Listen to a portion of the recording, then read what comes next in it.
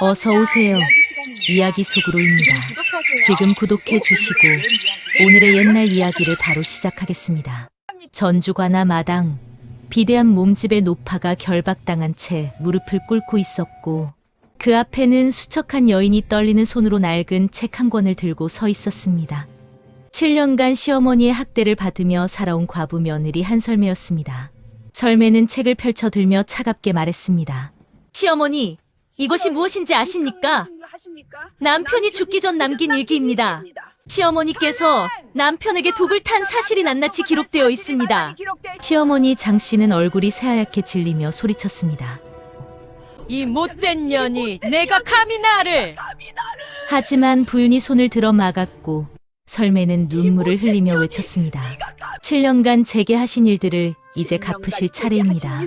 관아 마당에 모인 백성들의 환호 소리가 터져 나왔고 시어머니는 그 자리에 고개를 떨구었습니다. 며느리의 반격이 시작된 것입니다. 조선 1785년 가을, 전라도 전주 성안 한씨 집안 사대부 기와집에서 한설매는 닭이 울기도 전에 눈을 떴습니다. 온몸이 쑤시고 아팠으나 더 자면 시어머니에게 또 맞을 것이기에 서둘러 일어나 부엌으로 향했고 차가운 새벽 공기를 들이마시며 아궁이에 불을 지피기 시작했습니다. 7년 전 남편이 병으로 죽은 뒤부터 설매의 하루는 이렇게 시작되었으며 해가 뜨기 전에 밥을 짓고 빨래를 하고 마당을 쓸어야만 했습니다. 설매는 한때 마을에서 손꼽히던 미인이었으나 지금은 수척한 얼굴에 광대뼈만 튀어나왔고 손은 거칠고 갈라져 있었으며 남색 무명 치마 저고리는 기운 자국이 여기저기 있었습니다. 쪽진 머리는 늘 헝클어져 있었고 등은 무거운 짐을 지느라 구부정해졌으며 32살의 나이가 40처럼 보였습니다. 밥을 다 짓고 상을 차려 안채로 들고 가자 시어머니 장씨가 비단 이불을 덮고 누워있다가 눈을 떴고 설매를 보자마자 날카로운 목소리로 고함을 질렀습니다. 이것이 상이냐? 국이 식었잖아. 내 놈은 100번을 말해도 못 알아듣는구나. 설매는 고개를 숙이며 죄송합니다.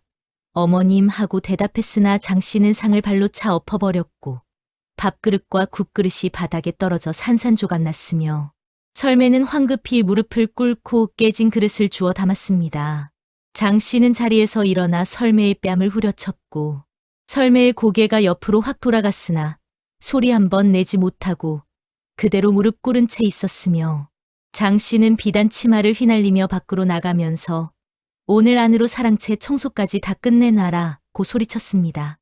설매는 뺨을 쓸어 올리며 천천히 일어섰고 깨진 그릇 조각에 손가락이 베어 피가 났으나 아픈 줄도 모르고 부엌으로 돌아가 다시 밥을 지었습니다. 해가 중천에 떴을 무렵 설매는 온갖 집안일을 하느라 허리를 펼 새도 없었고 빨래를 하고 마당을 쓸고 사랑채를 청소하며 쉴 틈 없이 움직였으나 시어머니는 지나갈 때마다 게으른 년, 쓸모없는 과부년이라는 욕설을 퍼부었습니다. 오후가 되어 설매는 부엌에서 밥을 한 그릇 퍼 작은 보자기에 싸서 사랑채 뒤편으로 몰래 향했고 그곳에는 8살 난 아들 한규동이 구석에 웅크리고 앉아 있었습니다. 규동은 어머니를 보자 반갑게 달려왔으나 목소리를 낮춰 엄마라고 속삭였고 설매는 보자기를 풀어 밥그릇을 꺼내며 빨리 먹어라. 할머니가 보시면 안 된다고 말했습니다. 규동은 밥을 정신없이 떠먹었고 설매는 아들의 앙상한 얼굴을 보며 가슴이 미어졌으나 애써 미소를 지으며 머리를 쓰다듬어 주었습니다. 시어머니는 손자에게도 제대로 밥을 주지 않았고 과부년의 자식이라며 구박했으며 설매는 몰래 음식을 빼돌려 아들에게 먹이는 것이 유일한 위안이었습니다. 하지만 그때 뒤에서 날카로운 목소리가 들려왔습니다. 이 도둑년이 감히 내 밥을 훔쳐다 저것에게 먹이다니. 설매는 화들짝 놀라 돌아봤고 장씨가 지팡이를 들고 성큼성큼 다가오며 설매의 등을 내리쳤으며 설매는 으윽 하고 신음을 삼키며 몸을 웅크렸으나 장씨의 매질은 멈추지 않았습니다. 내 놈은 이 집의 밥이나 축내는 주제에 감히 내 손자까지 망치려 드느냐. 당장 꺼져라. 설매는 등을 맞으며 바닥에 쓰러졌고 규동이 할머니, 엄마 때리지 마세요. 라고 울며 매달렸으나 장씨는 규동까지 밀쳐냈으며 설매는 아들이 다칠까 봐 황급히 일어나 규동을 끌어안고 몸으로 가렸습니다. 그때 사랑채에서 시동생 한진수가 나오며 웃으면서 말했습니다. 어머님, 그만하십시오. 형수님도 불쌍하지 않습니까? 하지만 그의 눈빛에는 조롱만 가득했고 장씨는 지팡이를 내려놓으며 너 때문에 내가 숨이 막힌다고 중얼거리며 안채로 들어갔으며 진수는 설매에게 다가와 낮은 목소리로 속삭였습니다. 형수님, 이제 그만 나가시는 게 좋을 것 같습니다. 조카는 제가 키우겠습니다. 형수님은 친정으로 돌아가시면 편하지 않겠습니까? 설매는 진수를 똑바로 바라보며 떨리는 목소리로 대답했습니다. 저에게는 갈 곳이 없습니다. 그리고 제 아들을 절대 내어줄 수 없습니다. 진수는 비웃으며 그럼 계속 이렇게 맞으며 사시겠다는 거요? 하고 말하고는 돌아서서 갔고 설매는 아들을 끌어안은 채 그 자리에 주저앉았습니다. 해가 뉘엿뉘엿 넘어갈 무렵 설매는 온갖 일을 다 끝내고 자신의 방으로 들어갔습니다. 방이라고 해봐야 사랑채 뒤편 곳간 옆 좁은 공간이었고 이불 한 채와 낡은 옷가지만 덩그러니 놓여 있었으며 창문도 제대로 없어 바람이 쌩쌩 들어왔습니다. 설매는 그 좁은 방에 누워 천장을 바라보며 눈물을 흘렸습니다. 7년 동안 이렇게 살아왔습니다. 남편이 죽은 뒤 친정 아버지마저 세상을 뜨셨고 오빠는 재산을 탕진하고 사라졌으며 설매가 시집 올 때 가져온 혼수 토지 문서만이 유일한 재산이었으나 시어머니가 그것마저 빼앗아 금고에 넣어두었습니다.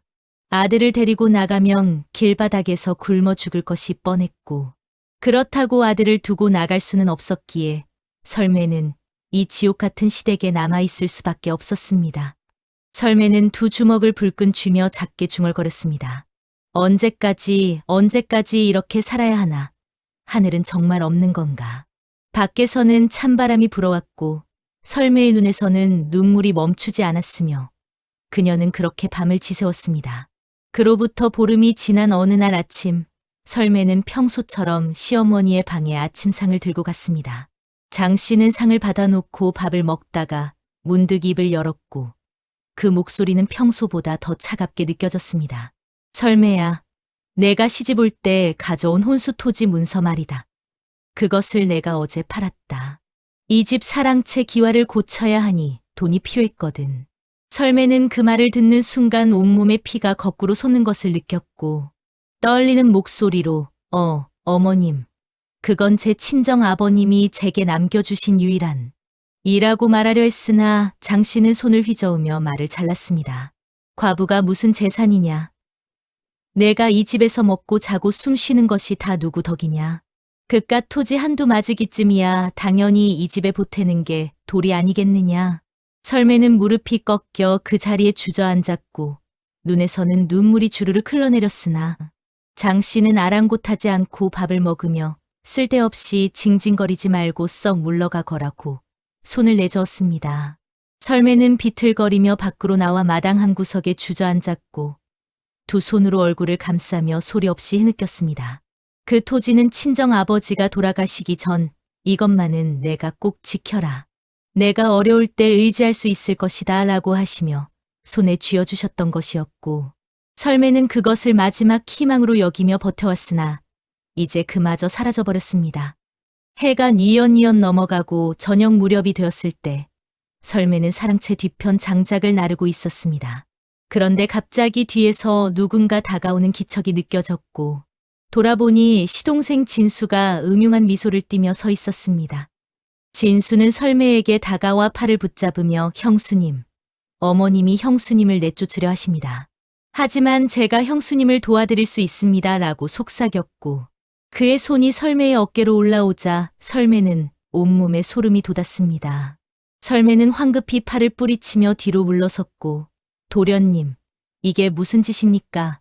라고 외쳤으나 진수는 한 발짝 더 다가오며 형수님도 이제 혼자 사는 게 외롭지 않으십니까? 제가 형수님을 이라고 말하려 했습니다. 설매는 필사적으로 진수를 밀쳐내며 저리 비키십시오 라고 소리쳤고 근처에 놓인 장작 한 개를 집어들어 진수를 향해 휘둘렀으며 진수는 황급히 뒤로 물러서며 이 미친년이 라고 욕을 퍼부었으나 설매는 장작을 든 채 떨리는 몸으로 서서 노려보았습니다. 진수는 옷을 털며 좋아 두고 보자는 말을 남기고 돌아섰고 설매는 그 자리에 주저앉아 가슴을 쓸어내렸으나 온몸은 여전히 부들부들 떨렸습니다. 다음 날 아침 설매가 부엌에서 아침밥을 짓고 있을 때 안채에서 장씨의 고함 소리가 들려왔고 설매, 당장 이리 나와 라는 소리에 설매는 황급히 달려갔습니다. 안채 마루에는 장씨와 진수가 앉아 있었고 진수의 얼굴에는 손톱 자국이 나 있었으며 장씨는 설매를 보자마자 지팡이를 드러내리쳤습니다. 이 요망한 년, 내가 감히 시동생을 유혹했다니 이게 무슨 짓이냐? 설매는 아닙니다. 어머님, 도련님이 제게 라고 말하려 했으나 장씨는 귀를 막으며 닥쳐. 진수가 다 말했다. 내가 먼저 유혹했다고 라고 소리쳤고 설매는 진수를 돌아보았으나 진수는 고개를 돌려 외면했습니다. 오늘 당장 짐을 싸서 나가거라. 이 집에 내 놈 같은 더러운 년은 필요 없다. 규동이는 내가 키우겠다. 설매는 그 말을 듣는 순간 온몸에 힘이 빠졌고 무릎을 꿇으며 어머님, 제발 아들만은 규동이만은 제게 주십시오라고 애걸했으나 장씨는 내 놈 같은 년이 무슨 자격으로 내 손자를 키우느냐 라고 소리치며 설매를 발로 차 넘어뜨렸습니다. 설매는 바닥에 쓰러진 채 눈물을 흘렸고 그 순간 사랑채 뒤편에서 규동이 뛰어나와 할머니, 엄마를 쫓아내지 마세요 라고 울부짖었으나 장씨는 하인을 시켜 규동을 안채로 끌고 가라고 명했습니다. 설매는 아들이 끌려가는 모습을 보며 규동아 라고 외쳤으나 목소리는 떨렸고 힘없이 바닥에 주저앉은 채 하늘을 올려다보았습니다. 그날 밤 설매는 자신의 좁은 방에 앉아 짐을 꾸리고 있었습니다. 보따리 하나에 들어갈 만한 옷가지와 이불이 전부였고 설매는 그것들을 바라보며 내일 아침이면 나는 이 집을 떠나야 하고 규동이는 이라고 생각하자 눈물이 다시 쏟아져 내렸습니다. 그때 문 밖에서 조심스러운 발소리가 들려왔고 누군가 작은 목소리로 설매마님 하고 불렀으며 설매가 문을 열자 마을 훈장인 정씨 영감이 어둠 속에서 고개를 내밀었습니다. 정 훈장은 주위를 살피며 설매의 방으로 들어왔고 품에서 낡은 책 한 권을 꺼내 설매에게 건넸습니다. 설매마님, 이것을 받으시오. 이것은 도련님이 돌아가시기 전 나에게 맡긴 것이오. 내가 죽으면 7년 후에 설매에게 주시오라고 하셨소. 설매는 떨리는 손으로 책을 받아들었고 이것이 무엇입니까? 라고 물었으며 정 훈장은 깊은 한숨을 내쉬며 대답했습니다. 나도 자세히는 모르오. 하지만 도련님이 돌아가시기 전 이것이 설매를 구할 것이라고 하셨소. 어서 펼쳐보시오. 정 훈장은 그 말을 남기고 조용히 밖으로 나갔고 설매는 촛불을 켜고 책을 펼쳤습니다. 책의 첫 장에는 남편의 필체로 이렇게 쓰여 있었습니다. 설매야, 이것을 읽을 때쯤 나는 이미 세상에 없을 것이다. 미안하다. 내가 너무 늦게 깨달았다. 어머니가 나를... 설매는 그 글을 읽으며 온몸이 얼어붙는 것을 느꼈고 떨리는 손으로 다음 장을 넘겼습니다. 설매는 촛불을 더 가까이 당기며 남편의 일기를 한 장 한 장 넘겼습니다. 첫 장에는 7년 전 봄의 날짜가 적혀 있었고 남편의 필체는 처음에는 단정했으나 뒤로 갈수록 흐트러지고 떨리는 것이 눈에 들어왔으며 설매는 떨리는 손으로 글을 읽어 내려갔습니다. 1778년 3월 초하루 어머니께서 몸이 좋지 않다며 약을 다려주신다. 인삼과 황기를 넣었다고 하시는데 이상하게도 약을 먹을수록 몸이 더 안 좋아진다. 가슴이 답답하고 손발에 힘이 없으며 밤마다 식은땀이 난다. 설매는 그 글을 읽으며 눈을 크게 떴고 다음 장을 황급히 넘겼습니다. 3월 보름. 정 훈장께서 찾아오셔서 내 안색을 보시고 깜짝 놀라셨다. 도련님, 혹시 약에 무언가 이상한 것이 들어간 것은 아닙니까? 라고 물으셨으나 나는 어머니를 의심할 수 없어 고개를 저었다. 하지만 마음 한구석이 불안하다. 설매의 손이 떨렸고 촛불이 흔들리며 그림자가 일렁거렸으며 설매는 숨을 참으며 다음 장을 넘겼습니다. 4월 초닷새 동생 진수가 내 방에 들어와 어머니와 나직이 이야기하는 소리를 들었다. 형님이 돌아가시면 재산은 모두 우리 것이 됩니다. 조카는 아직 어리니 제가 양자로 삼으면. 나는 듣고 싶지 않았으나 그 말이 귓속에 박혔다. 설마 그럴 리가. 설매는 그 대목을 읽는 순간 온몸의 피가 거꾸로 솟는 것을 느꼈고 입술을 깨물며 눈물을 참았으나 눈물은 멈추지 않고 흘러내려 종이 위로 떨어졌습니다. 4월 20날 몸이 점점 더 악화된다. 이제는 일어날 수조차 없다. 정 훈장께서 다시 찾아오셔서 도련님, 이것은 비소 중독 증상과 같습니다. 제발 약을 끊으십시오라고 간곡히 말씀하셨다. 나는 이제 알았다. 어머니가 나를, 하지만 이미 늦었다. 설매야, 미안하다. 내가 이것을 읽을 때쯤 나는 이미 세상에 없을 것이다. 설매는 책을 떨어뜨리며 두 손으로 입을 막았고 목구멍 깊은 곳에서 비명이 올라왔으나 겨우 삼키며 온몸을 부들부들 떨었습니다. 남편은 병으로 죽은 것이 아니라 시어머니의 손에 독살당한 것이었습니다. 설매는 다시 책을 집어들어 마지막 장을 펼쳤고 거기에는 남편의 마지막 글이 흐릿하게 적혀 있었습니다. 설매야, 이 일기를 정 훈장께 맡긴다. 7년 후 내가 가장 힘들 때 이것을 건네달라고 부탁했다. 어머니와 동생을 고발해라. 이것이 증거가 될 것이다. 그리고 규동이를 잘 키워다오. 내가 지키지 못한 너와 나의 우리 아들을 부디. 글씨는 거기서 끊겼고 설매는 책을 가슴에 꽉 끌어안고 소리 없이 울었습니다.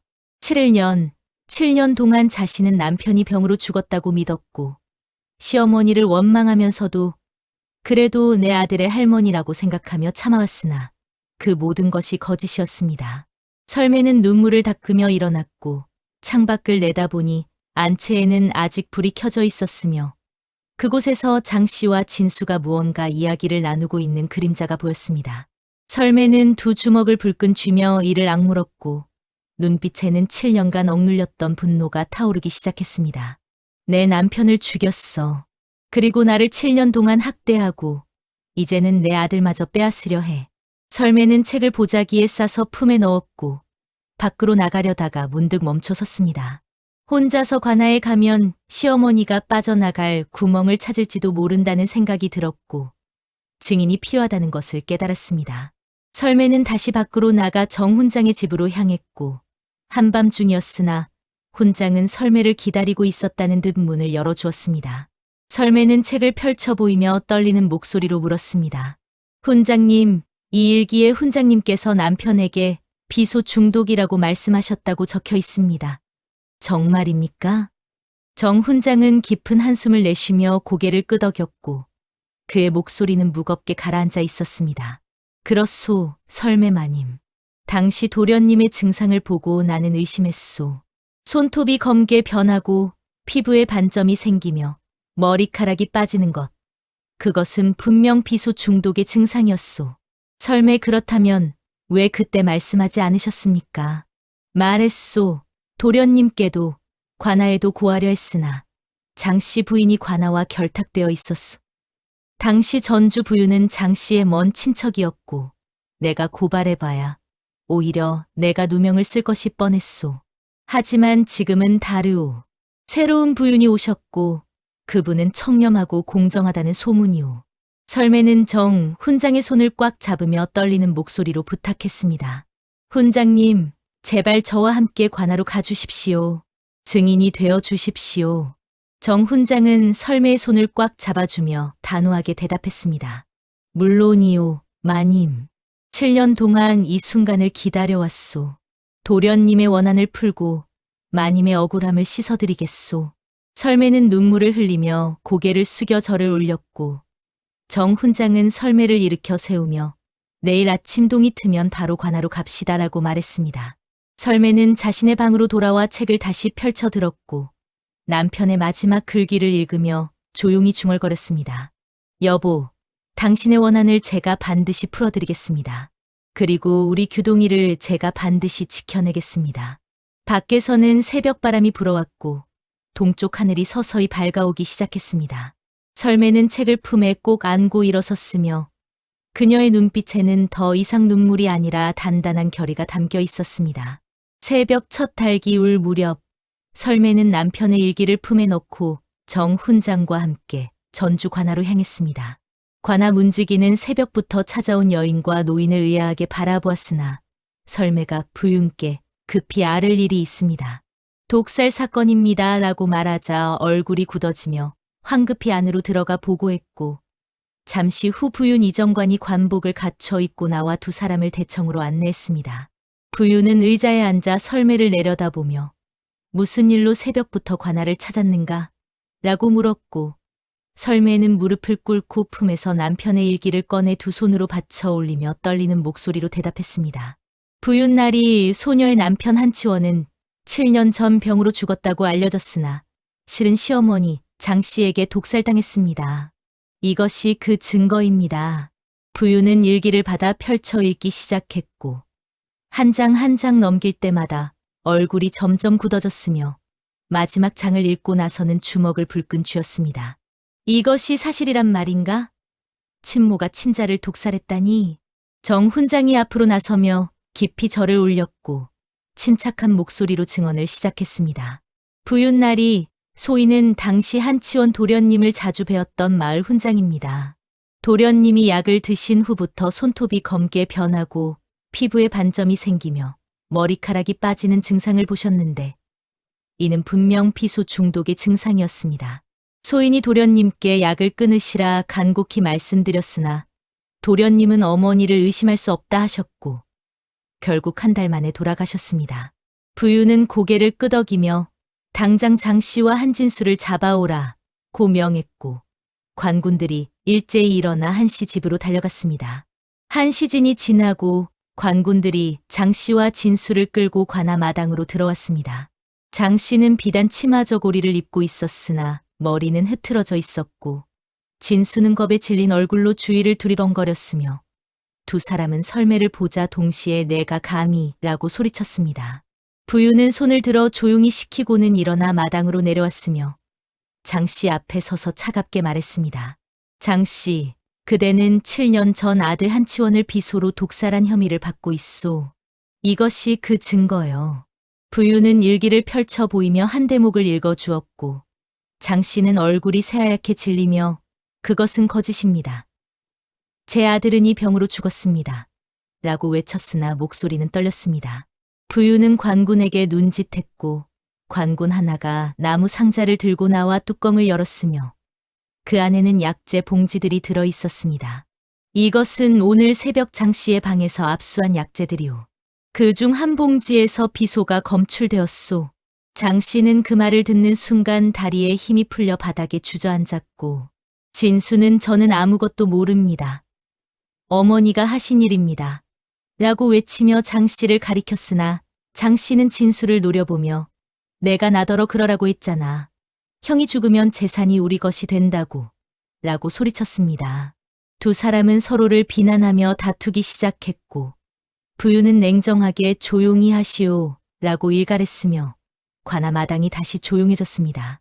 부유는 설매를 돌아보며 더 할 말이 있소 라고 물었고 설매는 눈물을 흘리며 일어나 장 씨를 똑바로 바라보았습니다.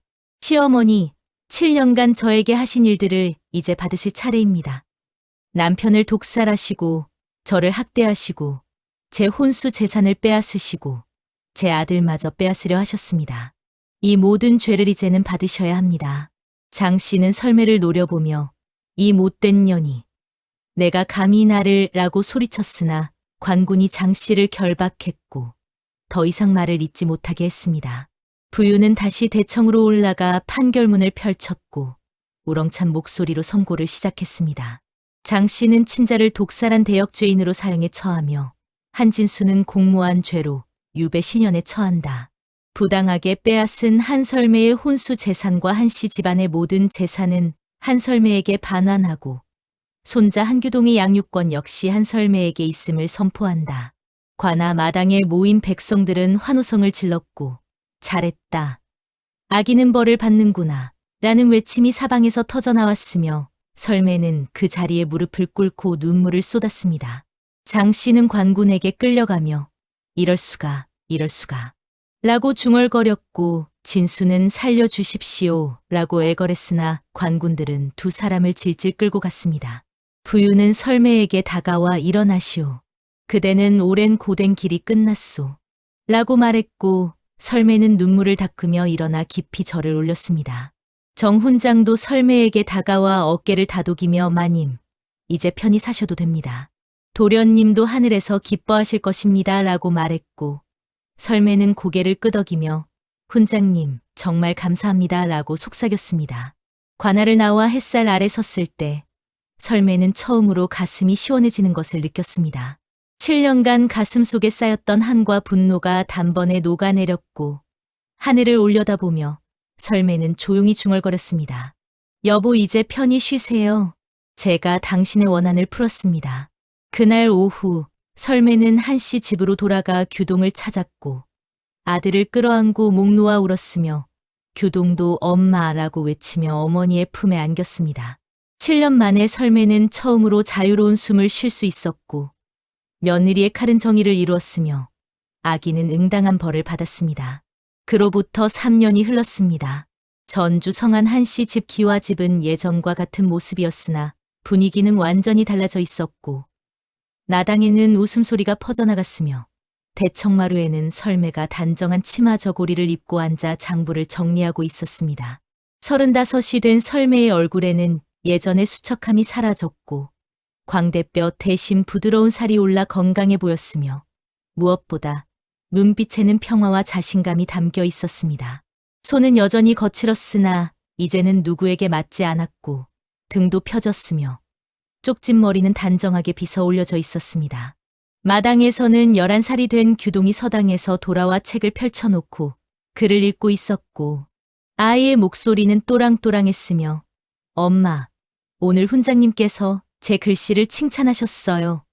라고 외치자 설매는 환하게 웃으며 그래, 우리 규동이가 장하구나 라고 대답했습니다. 설매는 장보를 덮으며 3년 전 그날을 떠올렸습니다.